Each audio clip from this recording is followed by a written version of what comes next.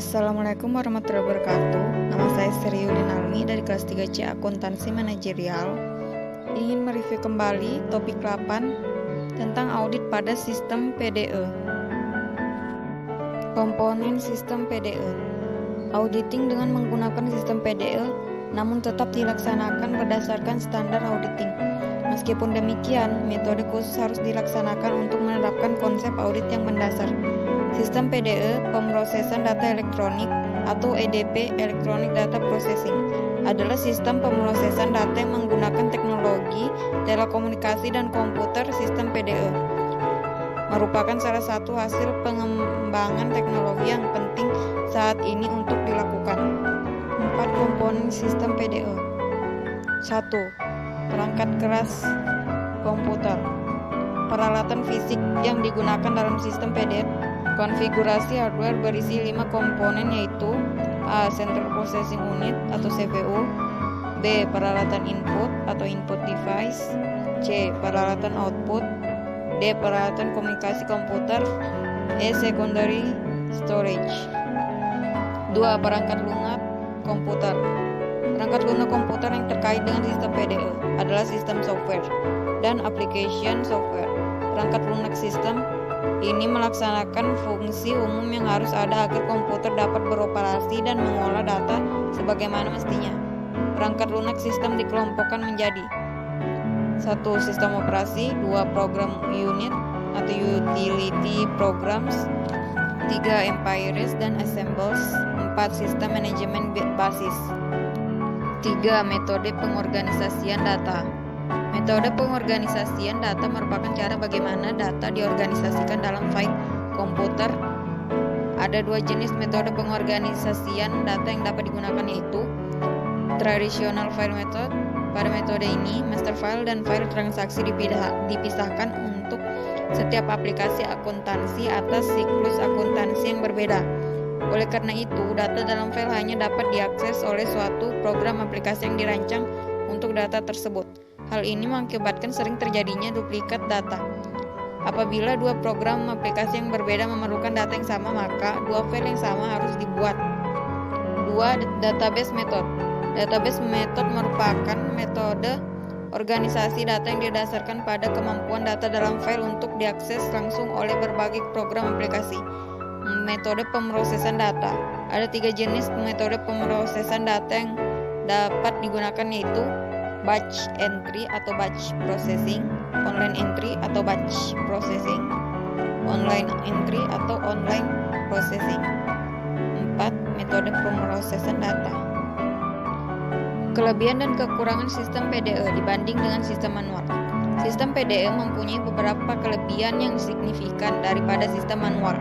Meskipun demikian, metode pengolahan data dengan pengendalian intern PDE juga mempunyai beberapa kelemahan yang berkaitan erat dengan auditing, yaitu sistem PDE dapat memberikan kontribusi yang lebih baik dalam pemrosesan data daripada sistem manual. Sistem PDE dapat memberi laporan akuntansi yang tepat waktu dan lebih efektif untuk pengawasan dan penelahan operasi pada sistem manual. Sistem PDE dapat mencegah kesalahan perhitungan dan penulisan data transaksi yang sering terjadi pada sistem manual. Pada sistem PDE ada fungsi pengendalian yang dimaksudkan secara build up ke dalam komputer. Kelemahan pada sistem PDE yaitu sistem PDE menghasilkan jejak bukti transaksi yang terbatas dibanding dengan sistem manual. Lebih sedikit bukti dokumen mengenai kinerja prosedur pengendalian pada sistem PDE daripada sistem manual. Informasi dalam sistem PDE kurang visible atau sulit dilihat daripada sistem manual. Pengurangan campur tangan manusia dalam sistem PDE dapat mengakibatkan tersembunyinya kesalahan yang sebenarnya dapat diamati dalam sistem manual. Informasi sistem PDE lebih rawan terhadap kerusakan fisik dibanding dengan sistem manual. Berbagai fungsi dapat terkonsentrasikan dalam sistem PDE sehingga mengurangi pemisahan tugas dan wewenang. Hal ini dapat berakibat sistem PDE lebih rentan dari sisi pengendalian dibanding dengan sistem manual. Pengubahan sistem dalam sistem PDE lebih sulit diimplementasikan dan dikendalikan dari sistem manual. Pada sistem PDE, lebih banyak orang yang dapat mengakses sistem daripada sistem manual. Hal ini memperbesar kemungkinan terjadinya manipulasi sebagai akibat modifikasi tanpa otorisasi. Pengendalian intern pada sistem PDE. Pengendalian sistem pada PDE mencakup prosedur manual dan prosedur yang dirancang dalam program komputer. Program pengendalian manual dan program komputer terdiri atas pengendalian umum dan pengendalian aplikasi. Pengendalian umum merupakan pengendalian menyeluruh yang berdampak terhadap lingkungan PDE. Pengendalian umum berhubungan dengan keseluruhan bagian sistem PDE. Pengendalian aplikasi merupakan pengendalian khusus atas aplikasi akuntansi seperti pemrosesan penjualan atau penerimaan kas, pemrosesan gaji dan upah karyawan, dan sebagainya. Ada 4 jenis pengendalian umum dalam sistem PDE. Pengendalian organisasi dan operasi, pengendalian perancangan sistem dan dokumentasi, pengendalian hardware dan software sistem, pengendalian akses untuk mencegah penggunaan peralatan PDE, file data, dan program komputer tanpa operasi. Pengendalian aplikasi. Pengendalian aplikasi berkaitan erat dengan tugas-tugas yang khusus yang dilaksanakan oleh sistem PDE. Pengendalian ini berfungsi untuk memberikan jaminan yang memadai bahwa pencatatan data, pengolahan data menjadi informasi, dan pelaporan informasi yang dihasilkan sudah dilaksanakan dengan benar. Ada 3 jenis pengendalian aplikasi dalam sistem PDE, yaitu pengendalian input. Pengendalian input merupakan pengendalian prosedural yang perlu untuk menangani data dari luar komputer atau data input. Pengendalian input dirancang untuk memberikan jaminan yang memadai bahwa data yang diterima untuk diproses oleh PDE. Pengendalian pemrosesan. Pengendalian pemrosesan dirancang untuk memberikan keyakinan memadai bahwa pemrosesan komputer telah berjalan sebagaimana mestinya. Meskipun data yang valid telah dimasukkan secara tepat, masih ada kemungkinan telah penyimpangan atau kesalahan dalam proses data. Pengendalian output. Pengendalian output bertujuan untuk memastikan ketepatan hasil pemrosesan dan hanya personil yang mempunyai otoritas outputnya. Hasil pemrosesan data dapat berupa hasil cetak atau print out, kartu plong, tampilan pada layar, media penyimpan spasi, pita magnetik, disket, atau hard disk. Penerapan standar auditing pada PDE. Standar umum pertama menyatakan bahwa audit harus dilakukan oleh individu yang memiliki keahlian dan pelatihan teknis memadai sebagai auditor. Oleh karena itu, pengetahuan dan kemampuan auditor yang diperlukan tergantung pada kompleksitas PDE dan tanggung jawab auditor yang ditentukan.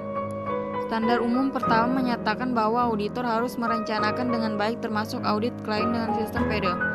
Berkaitan dengan ini, maka auditor harus mempertimbangkan hal-hal luasnya penggunaan komputer dalam setiap aplikasi akuntansi, kompleksitas operasi komputer klien, struktur organisasi kegiatan pemrosesan komputer, kesediaan data dalam hard copy dan komputer readable form, penggunaan teknik audit tergantung komputer untuk meningkatkan efisiensi pelaksanaan prosedur auditing. Kelima, hal tersebut dinyatakan dengan jelas dalam SPAP 311 dalam paragraf 9. Metodologi untuk memenuhi standar pekerjaan lapangan kedua. Standar pekerjaan lapangan kedua mengharuskan auditor untuk menghimpun struktur pengendalian intern klien. Metodologi yang digunakan dalam sistem PDE secara konseptual sama dengan sistem manual. Prosedur untuk menghimpun pemahaman semakin ekstensif. Auditor menggunakan strategi audit dengan pendekatan lower of control risk.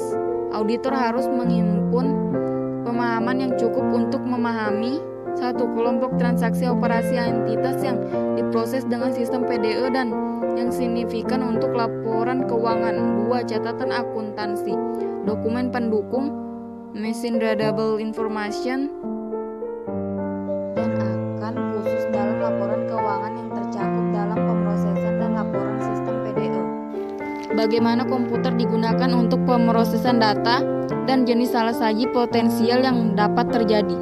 Menentukan resiko pengendalian. Proses penentuan resiko pengendalian dalam struktur pengendalian PDE sama dengan pengendalian sistem manual yang meliputi 1. Mengidentifikasi salah-saji potensial yang mungkin terjadi untuk setiap asersi.